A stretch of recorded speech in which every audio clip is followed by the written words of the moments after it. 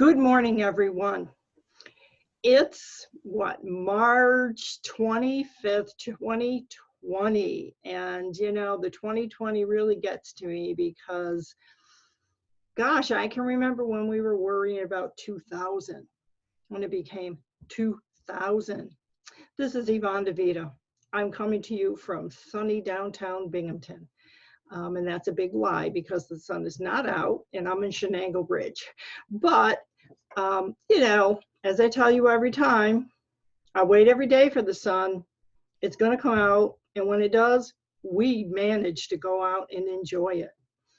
Now today on Smart Women Conversations, my special guest has a story that's really outstanding and remarkable. Tracy Chamberlain Higginbotham is a friend of mine from years and years ago when I was in New York before I moved to Colorado. And Tracy, welcome to the show. Thank you so much for having me. It's so good to see you again. I know, see you face to face. And I can't wait to come to an event. It's just hasn't happened yet, but it will. I understand. I'm back. Yes.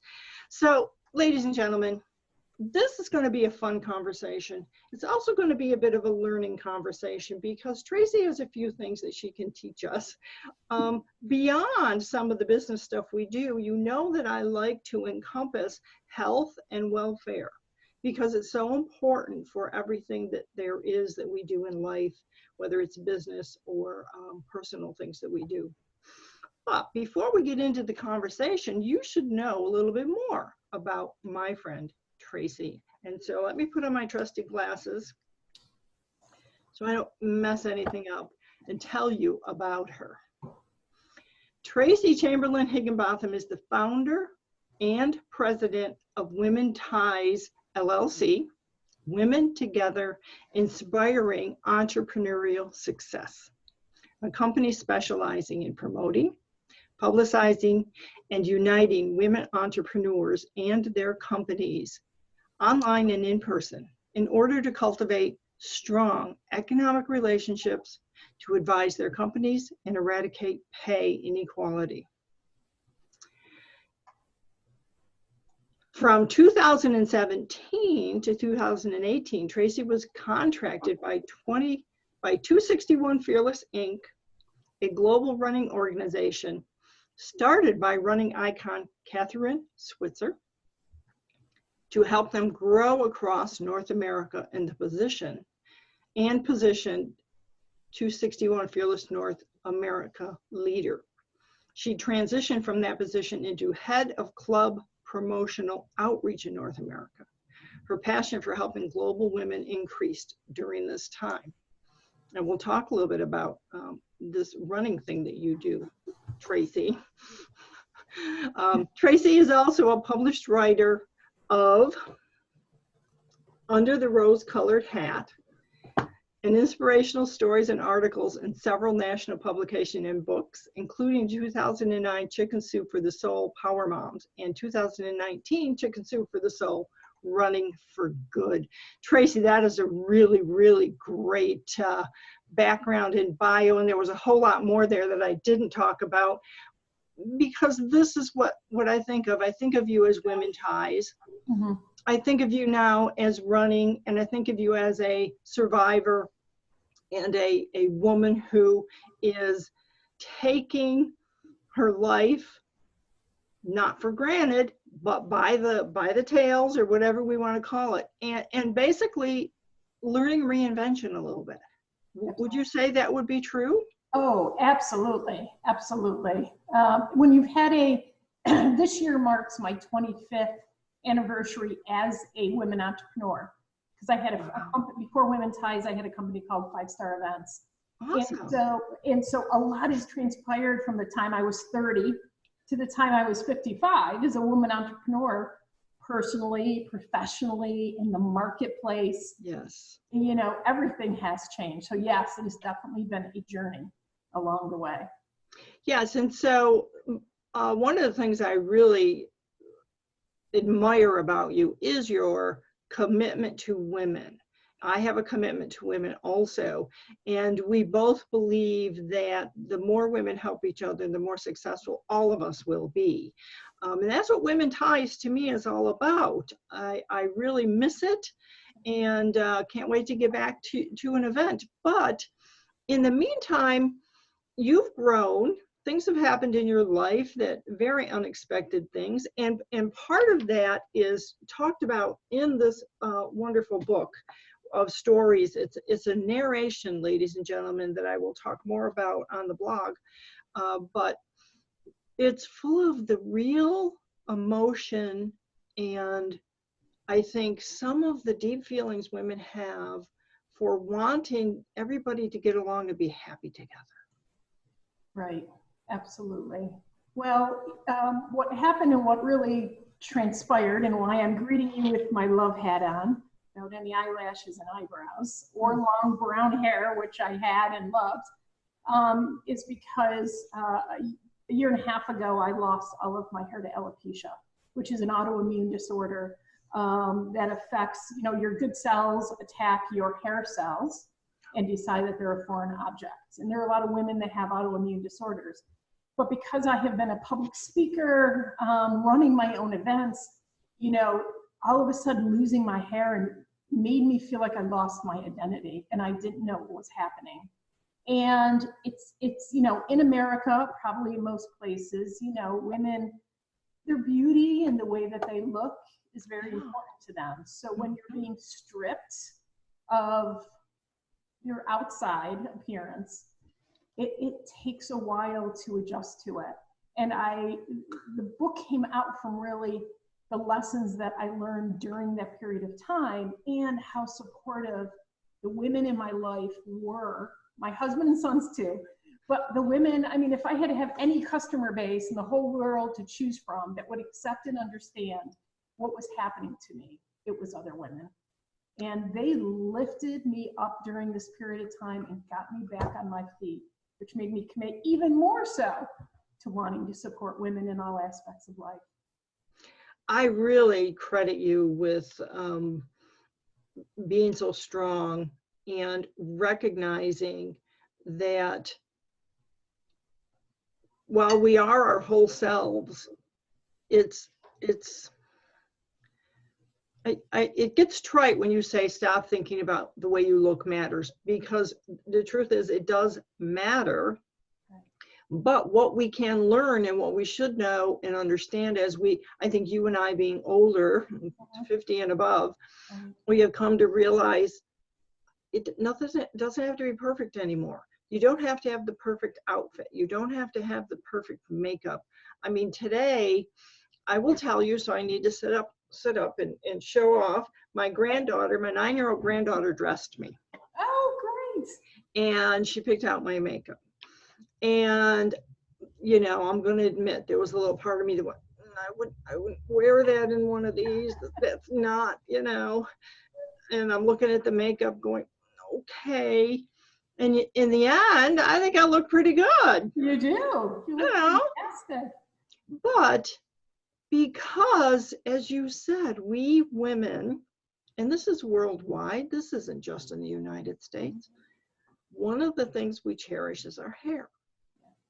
Now, that's even if you have short hair, even if you have your hair cut so short that you don't have to do it, it's still your hair, it's your look, it's your appearance. Because if you're having a good hair day, man, you don't care if your outfit is crooked.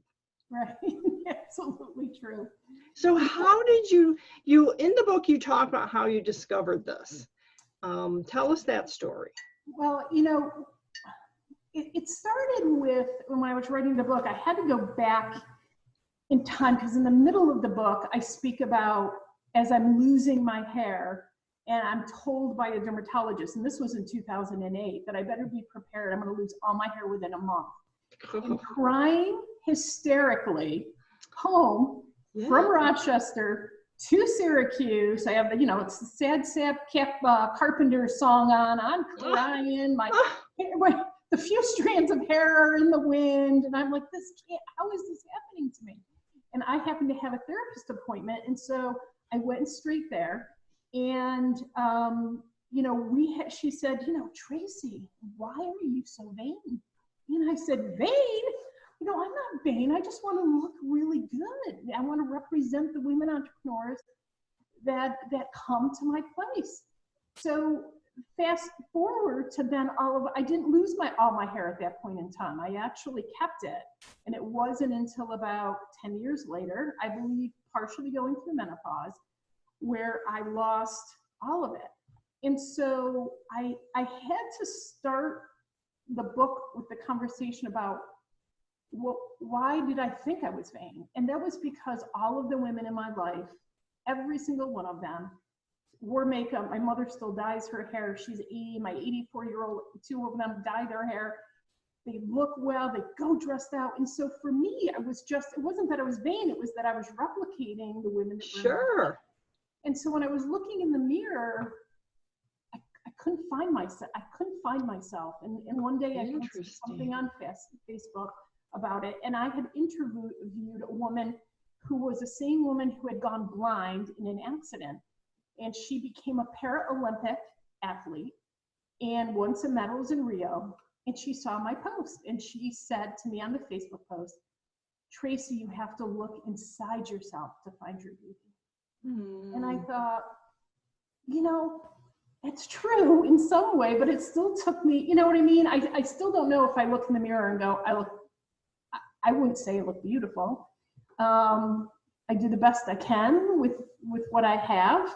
And the old pictures of me seem like another whole person. And it doesn't make sense, but I would ask you, what would you do and what would you see if you lost your hair, or if any of your listeners lost it?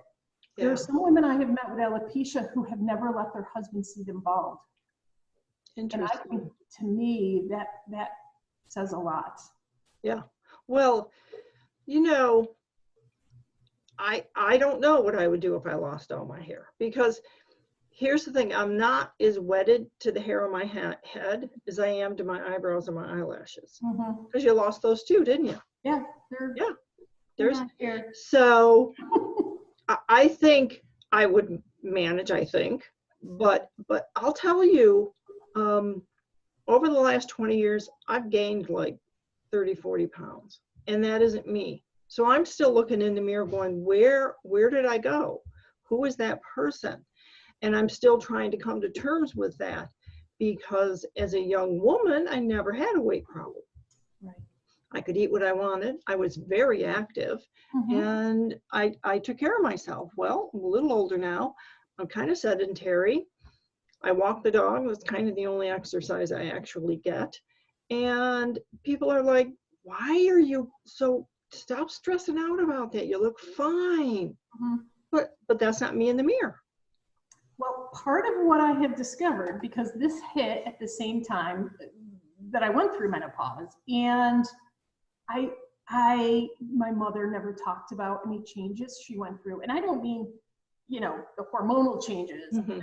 I meant the morphing of my body. And I come from, I love them, but round Italian women. And the other side of my family, I have to be careful to say that, the other side of my family are women that are not tiny, petite women. And so I never thought that I genetically would have that disposition until my son, who is in the medical profession, said, Mom, you can't lose weight because it's your genetic history. It's in there. You can try as best you can, but this may be your body, and you better accept it. So having to accept the same thing with you, losing my running body to a larger body, going bald. My husband and I were laughing one time at the kitchen sink. This was, of course, after I kind of accepted it. I go, oh my God, our boys are going to come downstairs.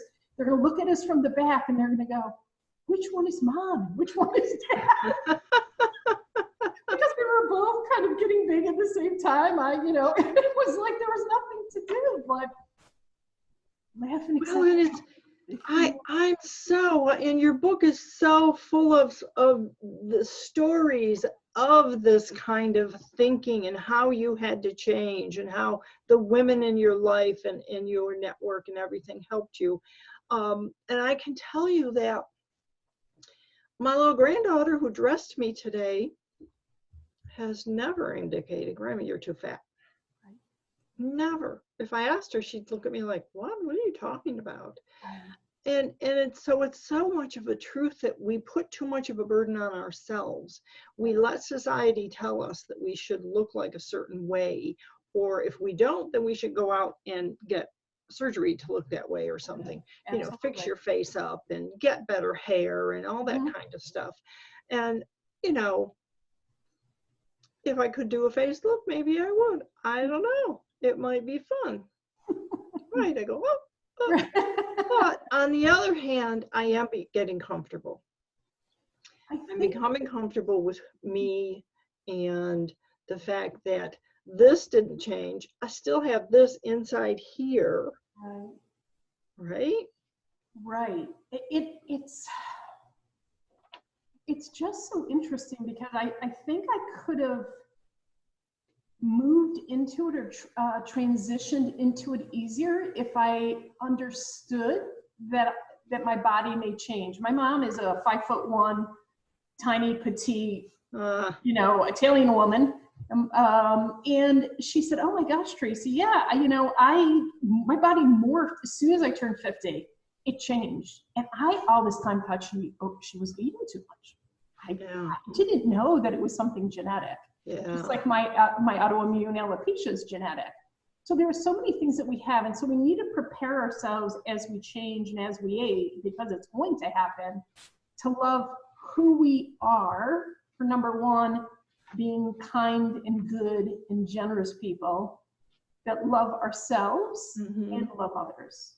And we have to be kind to ourselves as much as we have to be kind to other people. And that is so hard, but you know, we have to keep speaking. And I in the early part of your book, I want to talk about the fact that, and this is important for women in business, because this is very much a branding thing that you talk about. She said, I once heard if a woman is smart promoting her business, she should be dressed to be remembered. So wearing my corporate brand colors made sense. When I created my second company dedicated to helping women, I picked brand colors to represent three women: my maternal grandmother, paternal grandmother, and myself. Talk about that. Well, it's so funny because not so many women, but I think the women I still run into today say that they didn't love the color pink because we felt like strong women and that pink was too girly. Yeah. And representing women and not men, no men in my events. I'm not promoting men. I want women to make the money. I had to embrace the color pink, and I wanted it to be part of my brand colors. But my Italian grandmother always wore light pink, and my paternal grandmother always wore red. So when I thought of picking a color, I thought of blending them and really coming up with fuchsia, like a red raspberry. And I always wore black as an event planner, because as an event planner, you didn't want to be noticed. You wanted to be in the background. It wasn't about you, it was about your customers. And so I have always dressed in black and now accent everything that I have. Either I wear pink, I have pink scarves. People pretty much know me by the fact that I embrace pink, because I am embracing the fact that I support women first and foremost. And so therefore, if somebody looks at pink and sees me and asks what I do for a living, I can easily say I promote women in business first and foremost, and then women in sports, women in equality issues, and women life issues as well. And that's amazing. It really struck me, that particular passage, because I have never been fond of the color pink. And it's just, to me, it was just a color I didn't like. I didn't have a reason that I didn't like it. I do like it now. I like it much better. I tend to do the red part of it more than the fuchsia or whatever. But I do love the pink and the lavenders for makeup. So almost regardless of what other color I'm wearing, that's what I put on my face. Yes. And it's something that color is such a an interesting thing we don't necessarily know. That's why it interested me that you picked a color you said was relevant to these particular women in your life, whereas I've never thought of why I pick any color. Yeah. And it might be something to think about, and especially with a brand. I think women that are building a new business or trying to even improve a business they have that doesn't seem to be going anywhere, what is your brand saying? So look at your colors and why you chose them and what they mean, not to you only, but to your audience. I think your audience gets the message. I think they see right away. First of all, the black is a strong color saying this is serious. This is a business. I'm not here in a nightgown. Right. I'm here to do business. And then the pink and the fuchsia to me speaks women. I've carried it even to the point of, and I'm very much known for, because both of my grandmothers too loved pink roses and red roses. So at my events, I'll have a combination of pink and red roses on the table. I want the environment of my events to be beautiful, because I think that women entrepreneurs work so hard that they deserve it. But I'm even to the point when I speak to the event planners, I'm like, I do not want blue napkins. I don't want green napkins. You can do something in pink, purple, raspberry, black, white. I don't want male colors anywhere in my, so I carry my brand even that far into it. So sitting in my spaces and my events, think females first and foremost. Yeah. I'd like to tell people, though, it doesn't have to be pink. You can pick any color relevant to what you feel if you're doing women. I love that hat. I love that. Anybody want to see my lovely bald head? Just to see that it's very round, as my mother-in-law told me it was. It's nice. God. Oh man! This is my rose-colored hat. That my friend who funded the book. That's another thing.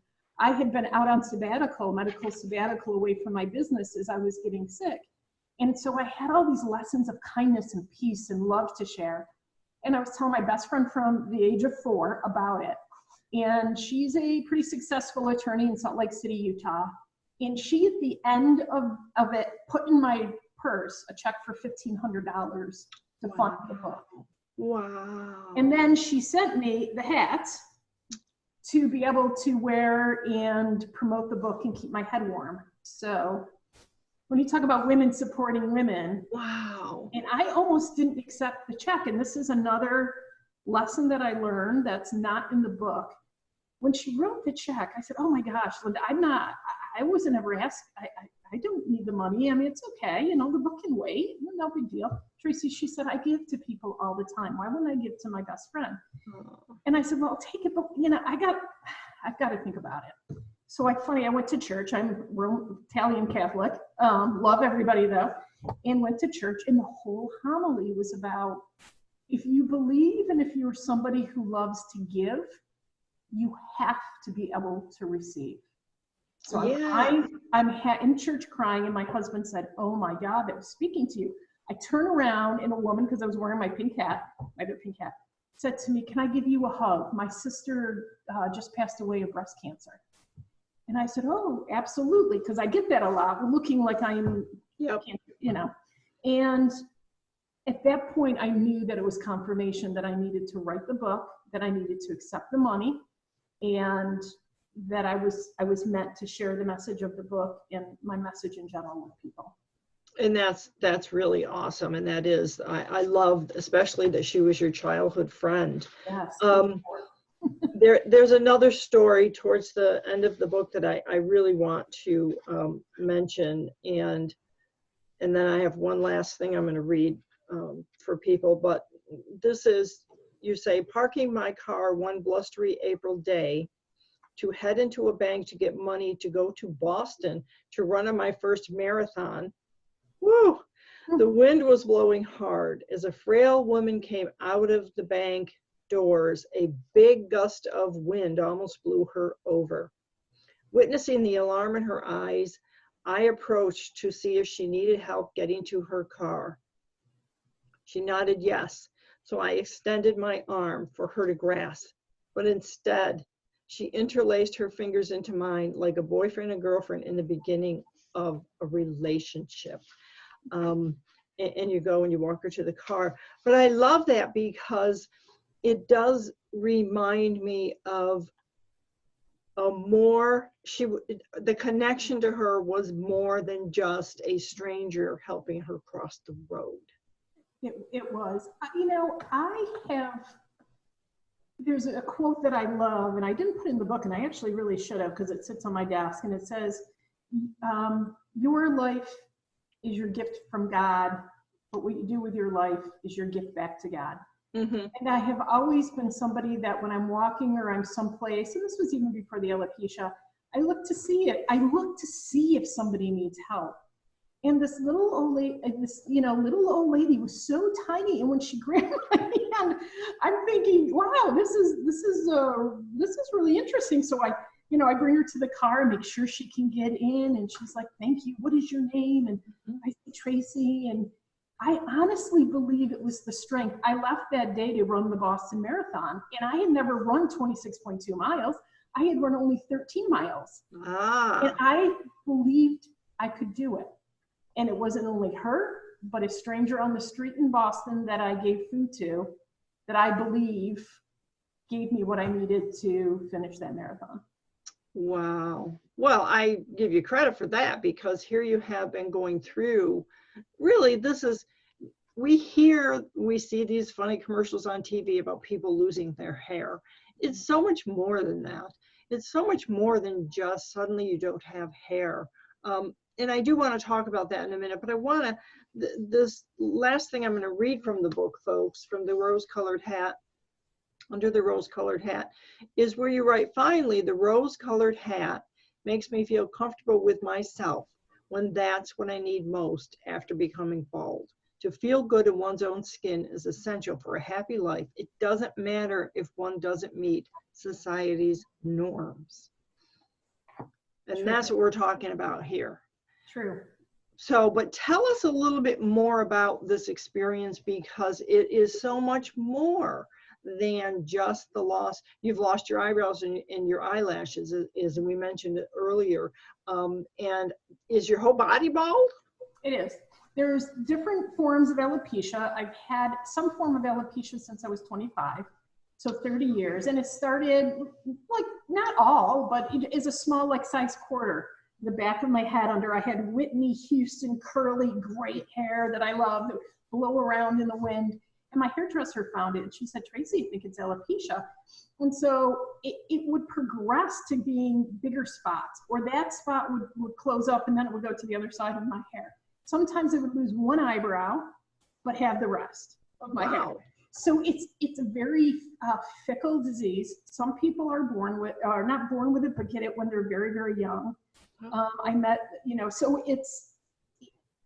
I had not lost all of it. I was getting shots to my head all the time and taking steroids and everything to try to maintain it.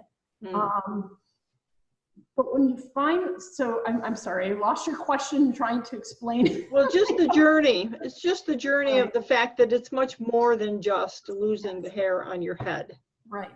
It's a full body disease. Yeah, it really is a full body. Because women, and probably men, identify so much with who we see in the mirror, right, and our public image, that it's difficult for us to just recognize who we are and accept who we are, and be okay with that. And I think, maybe a great example too would be, I met this wonderful woman in Texas who became an amputee, and she started a foundation helping other amputees. So, anything different, any way that you might have some kind of disability, seen as a disability in public, I think there's a lot of those individuals that have had to cope with and accept who they are and allow other individuals to realize who they are. And I think the hardest time for people, not only, I think, women going through changes, but also the teenagers that are dealt with alopecia get a lot of bullying and people don't understand. So I think it's a gift in a sense to be able to understand and have the maturity to understand that what I look like doesn't matter as much as who I am and what I do, and that I'm a good person. But there are so many people younger that are struggling with that, are struggling to find spouses that are concerned about the fact they have no hair and what they look like, especially women. Yeah. I think perhaps when I read your book, and then I think about everything that you've accomplished and the things that you're still doing, in a way, you were able to turn this around because of that. Mm-hmm. You weren't a teenager with no supporting network the way you did have it. I mean, they may have family and a few friends, but it's not the same. So Women Ties is still active, and you're still working in that. Tell us a little bit about that. We're coming to the end of our time here, and I do want people to know about that, because it is a network of women who help other women. Yeah, absolutely. So Women Ties stands for Women Together Inspiring Entrepreneurial Success, as you talked about what the mission was. But I believe strongly in trying to use the Women Ties marketing platform to help women promote their businesses, their products, their services, not only in their local area, but across New York State. And I really, when I say global, because we talked a little bit about 261 Fearless, I have had a woman from Israel who's been a Women Ties member since the very beginning, because to me, it doesn't matter. She sells jewelry in Israel. I'm like, come on, come and yeah, sure. Yeah, her name's Chen Zucker. Love her. I've never met her in person. But so the concept is, if we have to wait for a pay equality law, who the heck knows how long that's going to be? Yeah, exactly. And so if I can, through my voice and through the Women Ties platform, allow women to be able to connect with each other, sell whatever they want to sell, promote the heck out of them, connect them with other women, and encourage women to buy from women first and foremost. Mm-hmm. Women make up 52% of the population. We should be spending 52% of our income with women-owned businesses. That's how I feel, or hiring them. So all of my doctors are female doctors. I don't want to go to a male doctor. Mm-hmm. I would rather give my money to a female doctor. Mm-hmm. The same with all the vendors that I work with. And people know me so well in knowing that. So if I say to women, take your money and think about putting it in the hand, in the pocketbook, in the PayPal account of women first and foremost, help create a stronger financial today and tomorrow for women. Because if we don't do it, nobody else is. We can't wait for men or the government to back up women. We need to be the support for women. Yeah, and that's the philosophy of Women Ties. So we have a directory where women can find people to buy and hire, but I promote women doing everything. And you and I stayed connected, and I kept your blog on my link on my blog. It's still there, I think. So, and that's it. And you know, that's so important. And I think one of the things I do is I like to connect people also. That's why I do these shows. But I also, whenever I'm trying to create some inspirational quote, I'm going to grab it from a woman. Absolutely. You know, there are enough out there from the men of the world, and they're fine. Some of them are great, and some of the historical ones by men. But, you know, we need to be saying, hey, women say the same thing, but they say it in a way that you and I can understand. Absolutely.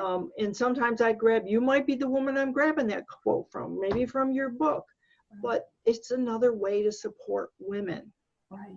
It's to just show like that we exercise. have the intelligence. Yeah, I'm sorry. It's like exercise. We have to think, wait a minute, I'm just not going to go to the convenience store or big market chain to pick up my shampoo. I know that there's a woman. I order my lotion, Zinnia Salon in Binghamton. One of my favorites, Lori Tomancic and her sister own it. I order my makeup or my lotion from her all the time. Oh, okay. Yeah. Good to know. You need to know her. Yeah, definitely need to know that. Need to connect with her. Oh, yeah. Oh, she's phenomenal. So going forward, you're still doing Women Ties where you have events. Yes. Well, right now, because of the coronavirus, we're on hold. But yes. Right. Yes, we will. In fact, I hope to be in Binghamton. You know, we have an April 3rd at Saratoga event set. We will see what happens. What happens, right. But I go 3 or 4 times a year to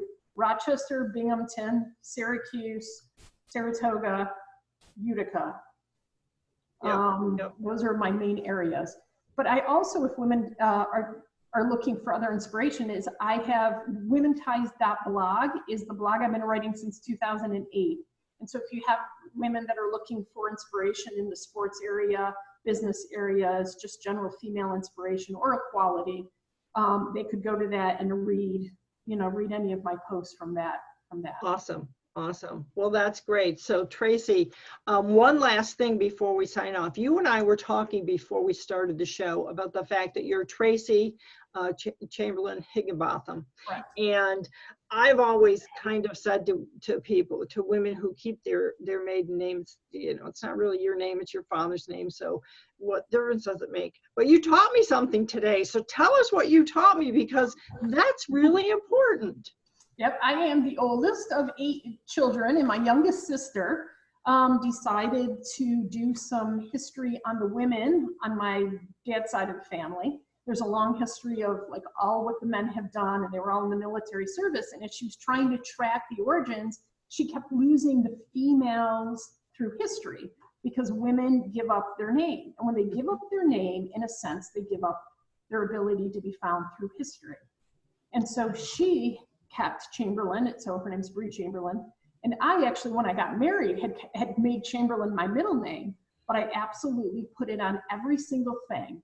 Am I going to be the Eleanor Roosevelt of the world? No, I am not going to be, but I want someday for people to be able to know that I was here and what I did for women. And the best way for them to know that is to make sure that they know what my maiden name was. And so ever since then, even though it's long, it's a mouthful, I go by Tracy Chamberlain Higginbotham, and I encourage other women to consider doing that as well. I think that's a blog post, and it blew me away when you and I were talking about it, because it never occurred to me. I've always kind of poo-pooed it, and now I feel like, wait a minute, there is a reason for all of this. And geez, I don't know if I can go back, but it doesn't matter too much, because my maiden name wasn't my name anyway, because that's a long story in my history. But when I was writing the book, which is just a thin book, it's not that big, yes. I had to make the font bigger because I was adamant about putting Tracy Chamberlain Higginbotham on the bookbinder. So, and there you go. But man, that really makes sense. So I appreciate that. I'm happy that I learned that today. And ladies, take that to heart and don't feel bad when you want to use your maiden name as your middle name, and keep it no matter how long it is. I think it makes sense, and I'm going to make sure I pass that message along. Tracy, this has been really fantastic. Thank you. I just have loved being here and seeing you again, and hopefully our paths will cross in person sooner than later. I'm happy to help any woman that you have that listens to this show. They can get me through Women's Ties. Happy to answer any questions. Pick my brain. If they have alopecia, happy to talk about that as well. I will make sure they know. Okay. And you have a great day. All right. Thank you, my dear. Have a great